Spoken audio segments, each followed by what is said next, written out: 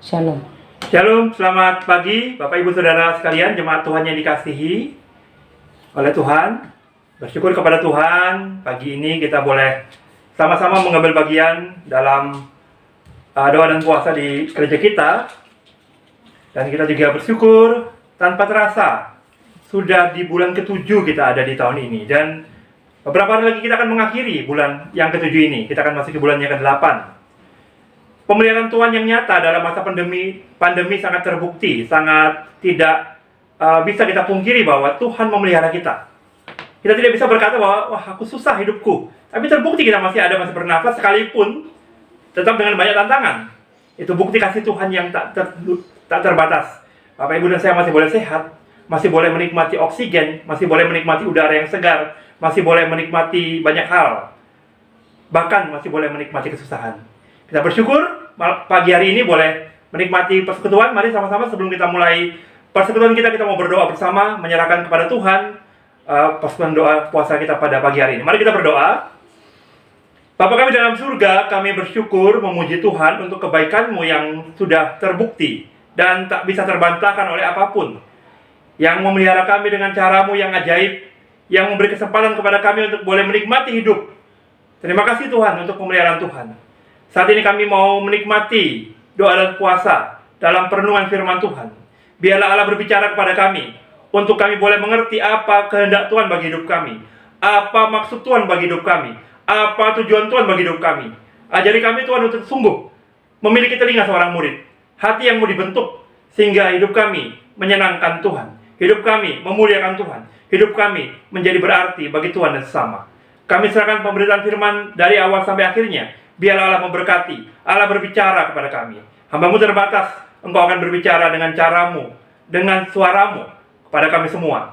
Memakai hamba-Mu yang tidak sempurna ini. Dalam nama Yesus kami mulai pemberitaan firman, memulai persekutuan kami pada pagi hari ini. Amin.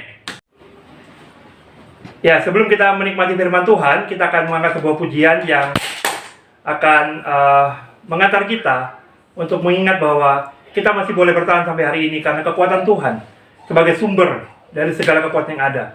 Tuhanlah yang memampukan kita menjalani hari-hari kita. Tuhanlah yang membuat kita bisa menikmati hari-hari kita. Mari sama-sama kita angkat pujian kekuatan di hidupku. Udah pada dalam Yesus.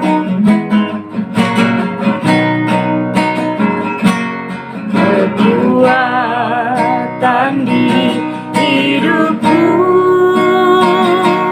ku dapat dalam Yesus. Dia tak pernah tinggalkanku, setia menolongku, berseru berharap dalam Yesus. Ajaib Kau Tuhan, penuh kuasa, sanggup pulihkan keadaanku.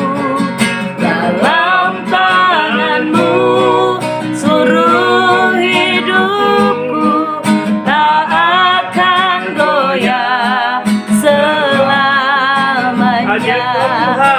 Ajaib Kau Tuhan, penuh kuasa, sanggup pulihkan keadaanku. Dalam tangan-Mu seluruh hidupku, tak akan goyah selamanya, tak akan goyah selamanya.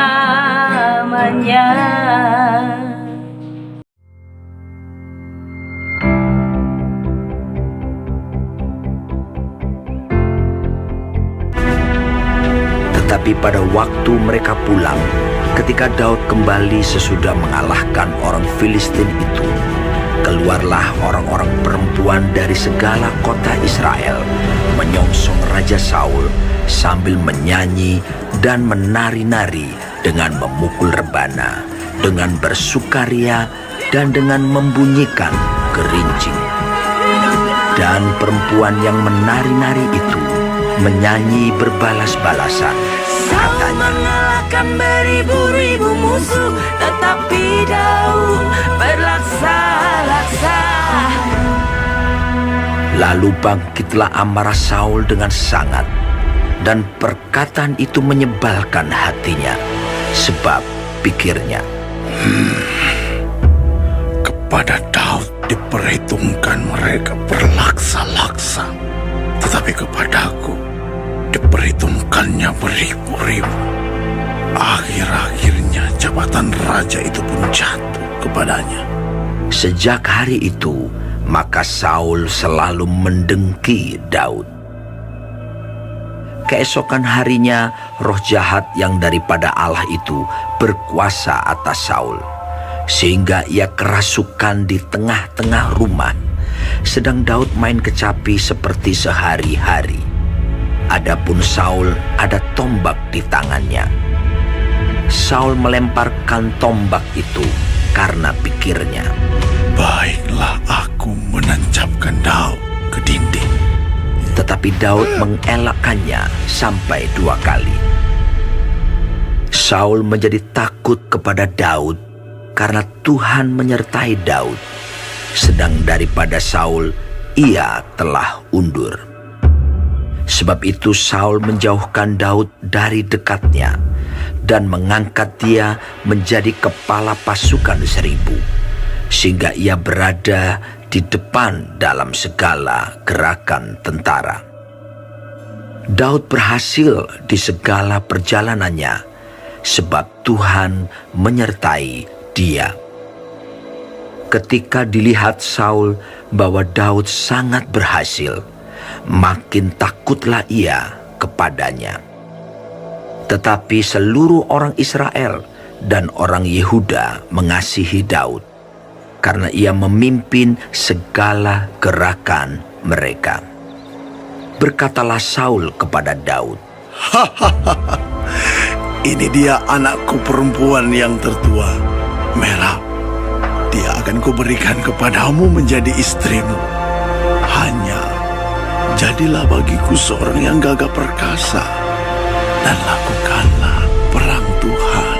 sebab pikir Saul, Janganlah tanganku memukul dia, tetapi biarlah ia dipukul oleh tangan orang Filistin. tetapi Daud berkata kepada Saul, Siapakah aku dan siapakah sanak saudaraku, kaum ayahku di antara orang Israel, sehingga aku menjadi menantu raja? tetapi ketika tiba waktunya untuk memberikan Merab, anak Saul itu kepada Daud, maka anak perempuan itu diberikan kepada Adriel, orang Mehola, menjadi istrinya. Tetapi Michal, anak perempuan Saul, jatuh cinta kepada Daud. Ketika hal itu diberitahukan kepada Saul, maka ia pun menyetujuinya. Sebab pikir Saul, Baiklah Mikal kuberikan kepadanya, biarlah ia menjadi jerat bagi Daud, dan biarlah tangan orang Filistin memukul dia.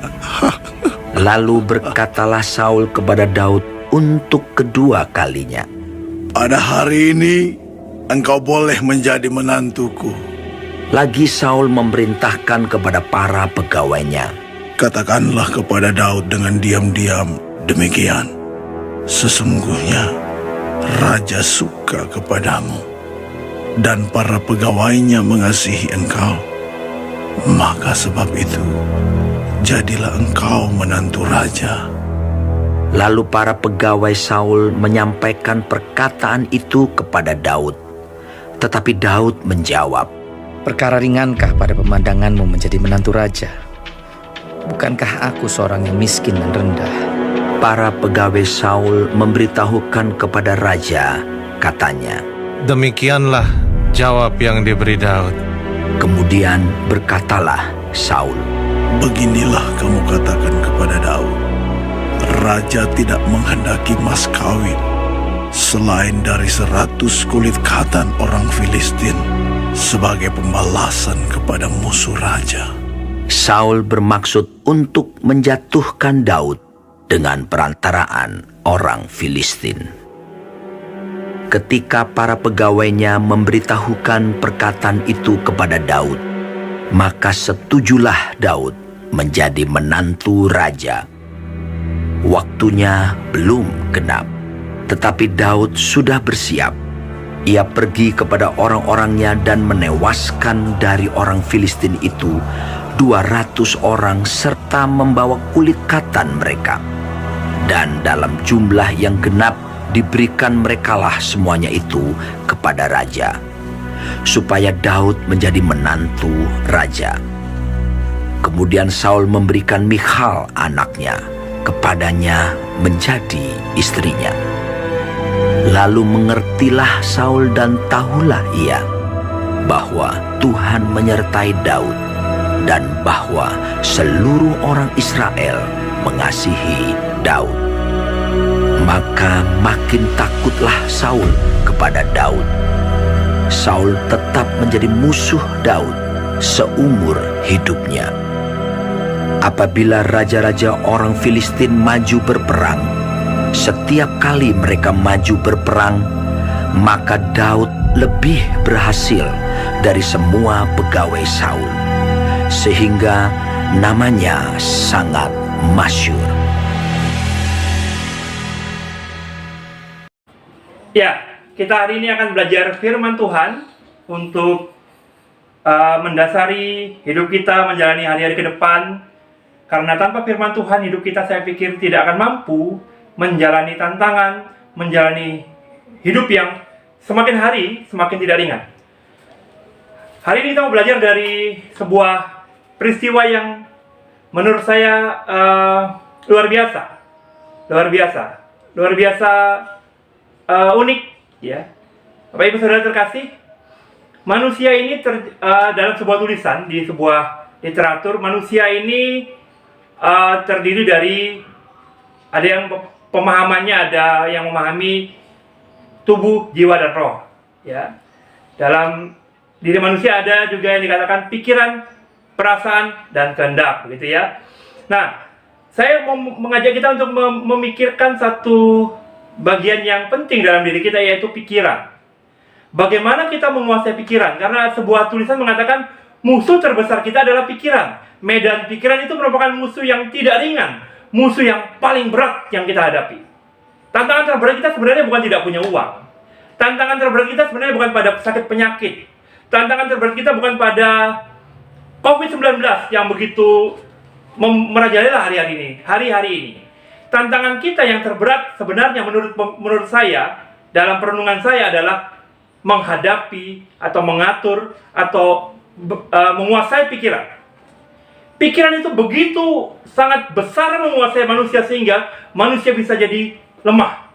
Manusia bisa jadi jatuh. Manusia bisa jadi kacau hidupnya karena pikiran yang tidak mampu dikuasai. Sama-sama kita akan buka dari 1 Samuel pasal yang ke-18. 1 Samuel pasal yang ke-18 ayat yang ke-6 sampai yang ke-30.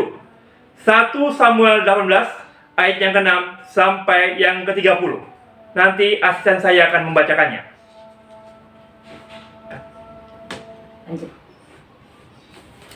Dalam bagian firman Tuhan ini, Bapak Ibu Saudara, terlihat satu peristiwa yang menurut saya unik. Uniknya kenapa? Karena sebenarnya tidak ada masalah di awalnya. Ya, tidak ada masalah sebenarnya. Tidak ditemukan masalah menurut perenungan saya. Dalam ayat yang ke-6 khususnya saya akan memakai Alkitab Hafiz suara saya supaya kita lebih mudah, ya. Ayat yang ke-6. 6 ayat 6 dan 7 di situ. Waktu Daud dan Saul di sini ceritanya setelah Daud berperang dengan bangsa lain, ya. Setelah berperang, ya, mereka pulang. Biasa pulang kan ada penyambutan biasanya, ya. Dalam sebuah peristiwa pulangnya raja atau pulangnya prajurit-prajurit yang sedang berperang, ada penyambutan. Di situ perempuan-perempuan bernyanyi.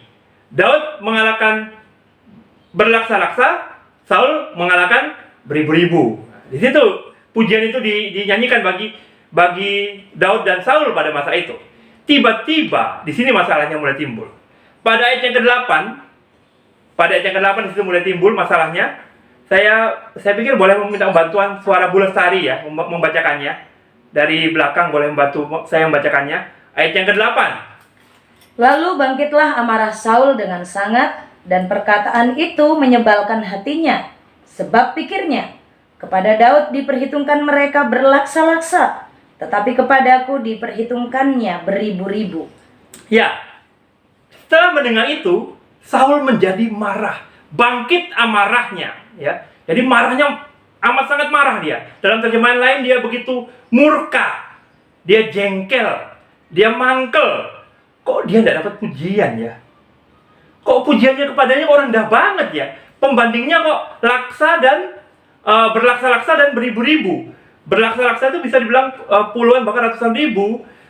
Dibandingkan dengan beribu-ribu, Daud ini sebenarnya prajurit yang baru dibandingkan dengan Saul yang sudah sangat pandai berperang.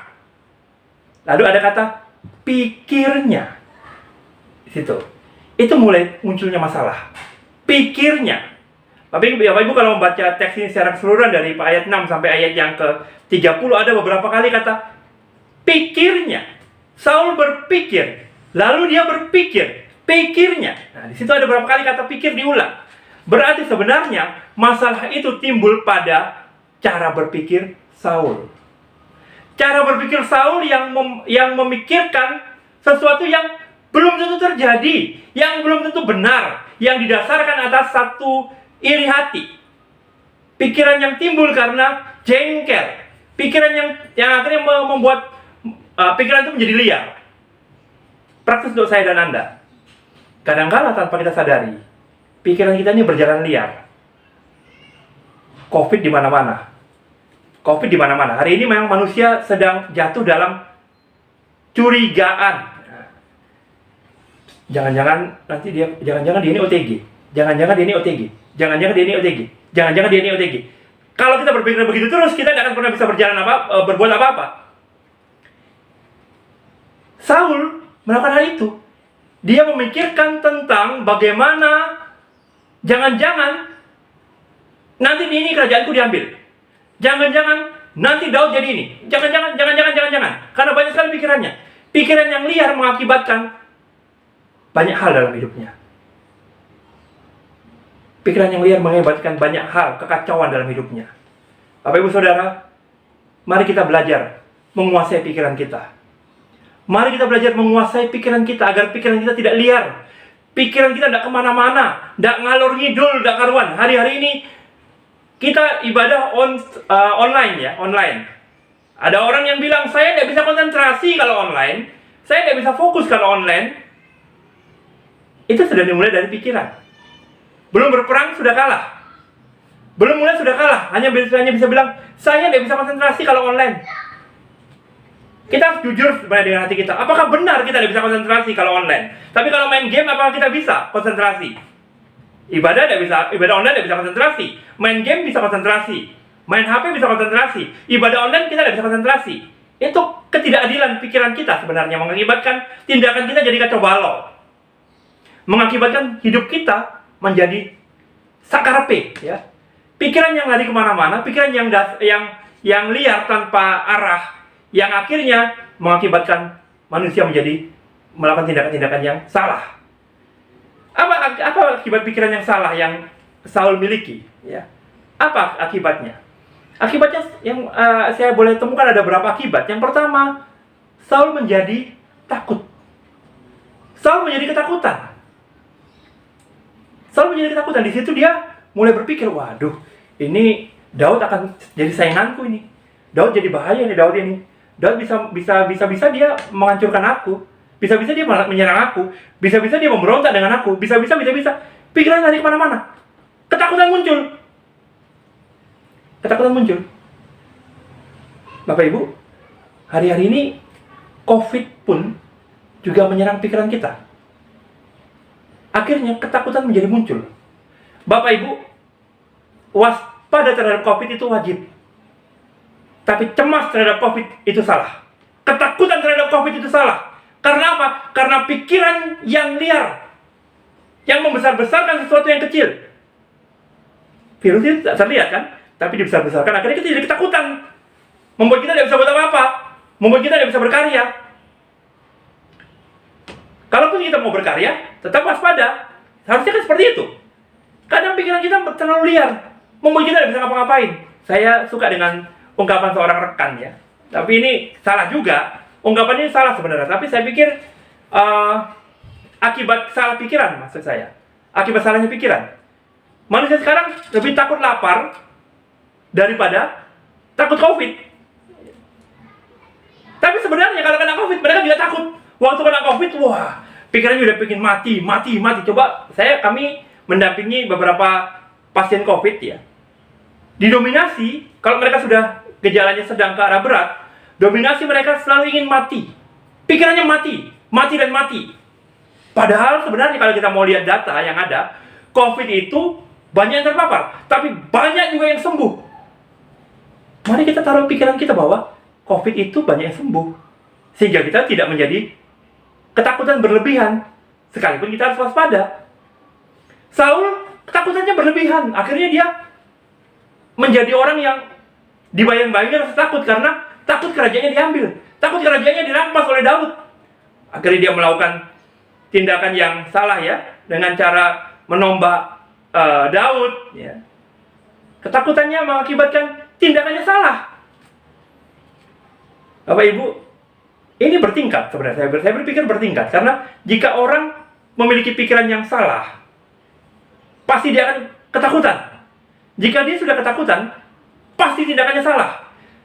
Itu membuktikan bahwa dia tidak percaya Tuhan. Orang banyak mengaku tentang Tuhan. Mengaku siapa itu Tuhan hebat, Tuhan itu besar. Tapi di saat kena masalah, ketakutan mulai muncul, mengecilkan Tuhan. Tindakannya salah. Saul melakukan seperti itu. Saul bertindak salah dalam hidupnya. Terus bertindak salah, melakukan hal yang salah. Melakukan hal salah. Karena ketakutan yang berlebihan.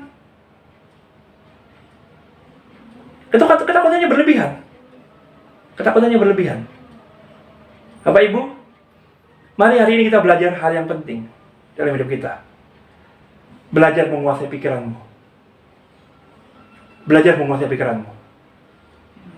Bapak Ibu sudah lihat saya, beberapa orang sudah kenal saya, banyak orang sudah kenal saya dalam pengertian tahu siapa saya. Secara fisik saya tunanetra. Kalau tunanetra itu sebenarnya melihat apa yang dipikirkan. Jadi sebenarnya saya ini sedang selalu dalam hidup saya atau teman-teman disabilitas netra selalu bermain dengan pikiran yang bisa liar kemana-mana. Maka itu Paulus jelas mengatakan dalam Filipi pasal 4 ayat yang ke-8, itu dasar untuk kita bisa menguasai pikiran kita. Ya.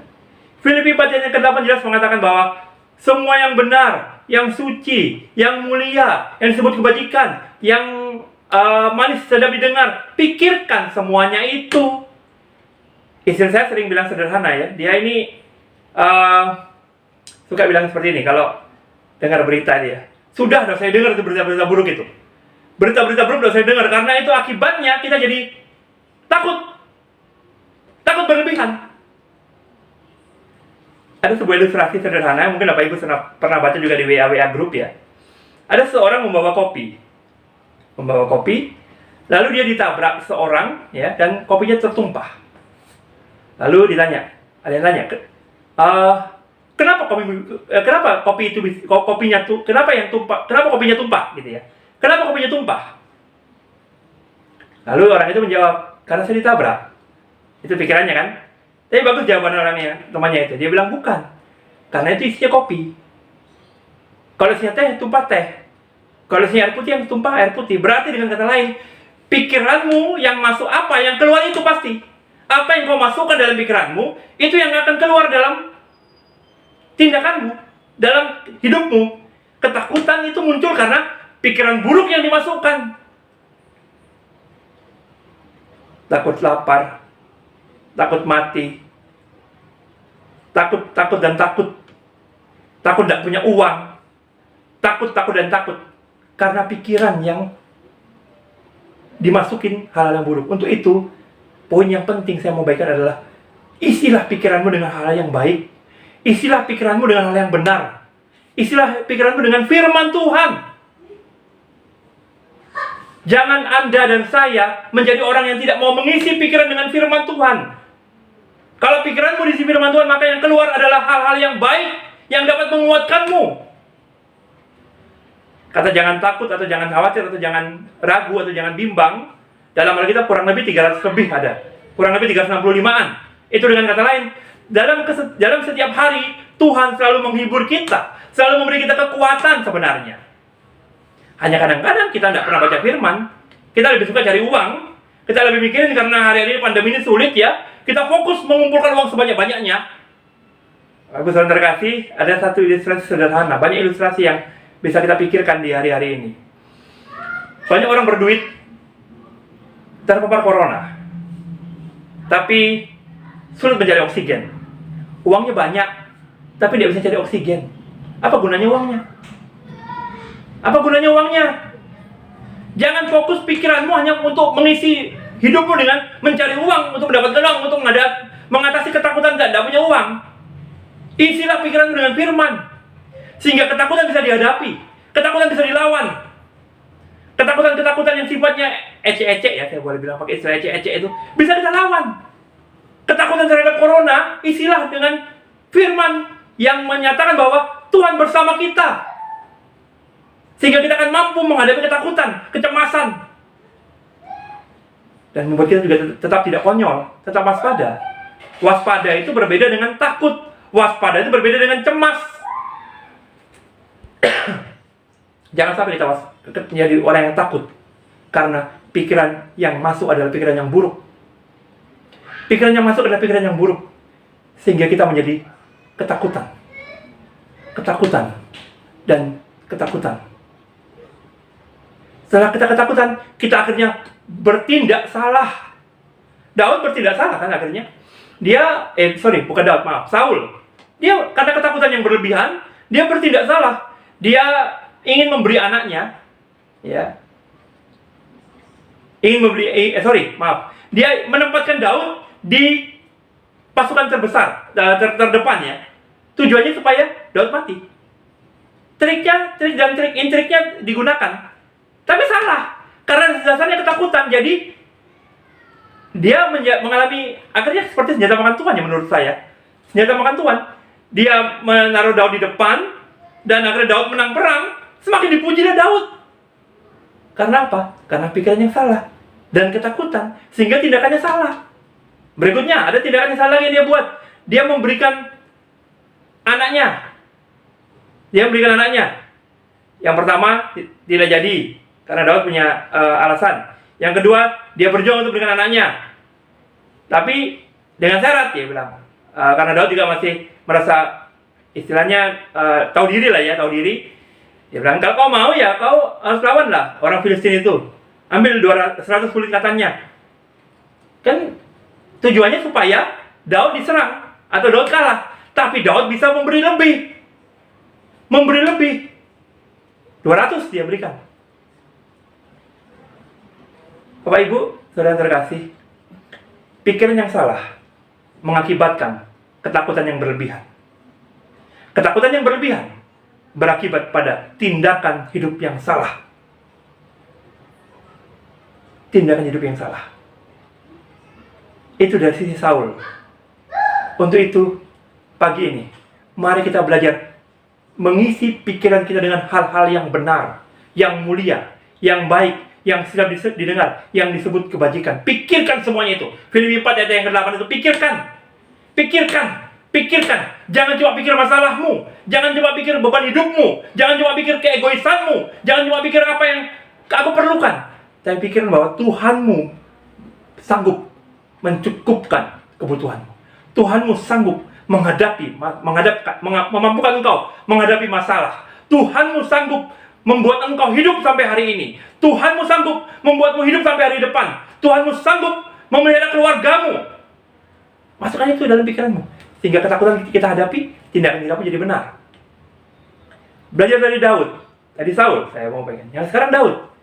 Saya berpikir di sini Daud memiliki pikiran yang tulus-tulus saja. Tidak aneh-aneh dalam bagian teks ini ya. dalam bagian teks ini. Dalam bagian teks ini, Daud tidak berpikir aneh-aneh. Waktu dia ditombak, waktu dia disuruh untuk berperang, ditaruh di garda terdepan, dia lakukan semuanya dengan baik. Dan apa akibatnya? Dia berhasil. Karena pikirannya baik. Pikirannya tulus-tulus saja. Dan dia percaya bahwa Tuhan bersama dia. Dia percaya bahwa Tuhan bersama dia. Jadi jangan pernah memiliki pikiran-pikiran yang buruk. Jangan pernah mengisi pikiran dengan hal-hal yang buruk. Coba perhatikan di bagian teks ini. Saul itu sudah dinyatakan oleh Tuhan bahwa dia tahu ya, Saul tahu ya bahwa Daud ini disertai Tuhan. Tapi karena pikirannya itu begitu buruk, begitu dengki, ya karena dibuai dengan iri hati dan kedengkian, sehingga dia tidak mampu melihat penyertaan Tuhan. Kadang-kadang dia sadar, oh iya karena dia disertai Tuhan makanya dia berhasil. Karena dia disertai Tuhan makanya Saul menjadi ketakutan dengan Daud. Oh ibu saudara, belajar kuasai pikiranmu. Sehingga ketakutan, kecemasan, tindakan yang salah tidak jadi kau lakukan. Orang yang berpikir benar, tindakannya benar. Orang yang berpikir baik, tindakannya baik. Orang yang berpikir tulus, tindakannya tulus. Orang yang berpikir hal-hal yang mulia sedap didengar, tindakannya pun benar. Saya mengajak kita membaca Filipi 4 ayat 8 dan yang ke-9. Bu Lestari boleh bantu saya membacakannya. Filipi 4 ayat yang ke-8 dan yang ke-9.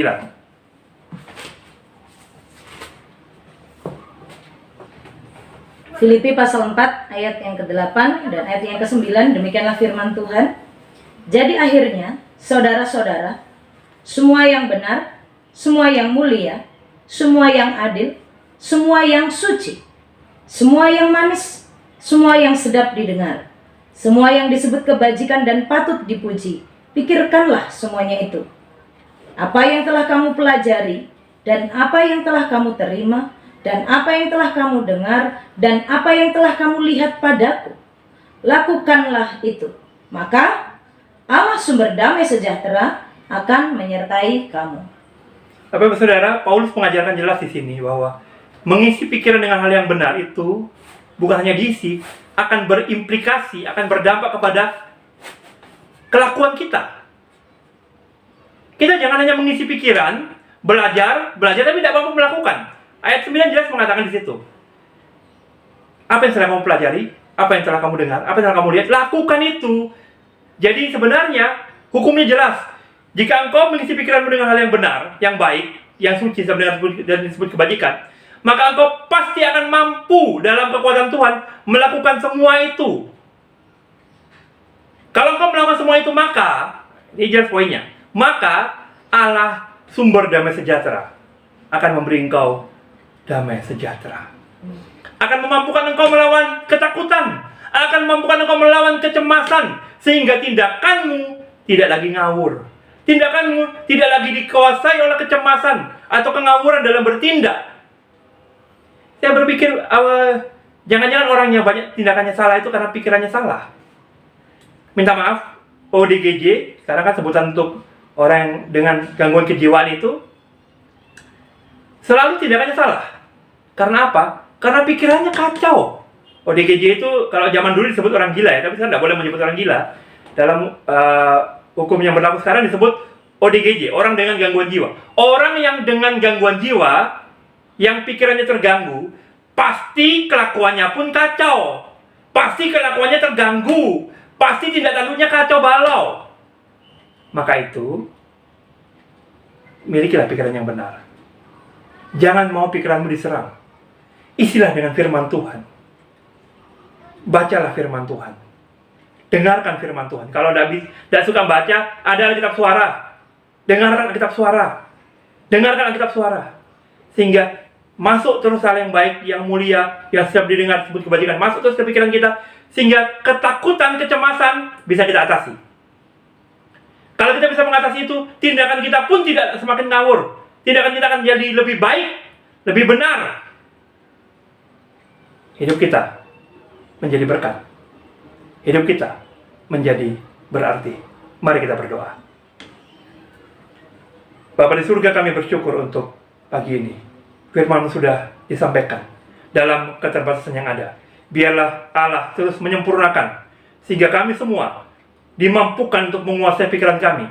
Hidup kami dalam pimpinan Tuhan, untuk mampu menjaga pikiran kami tidak liar, berjalan dalam kebenaran firman Tuhan, sehingga ketakutan, kecemasan dapat kami hadapi, dan tindakan kami pun bisa kami kendalikan karena pikiran kami dalam kendali yang benar.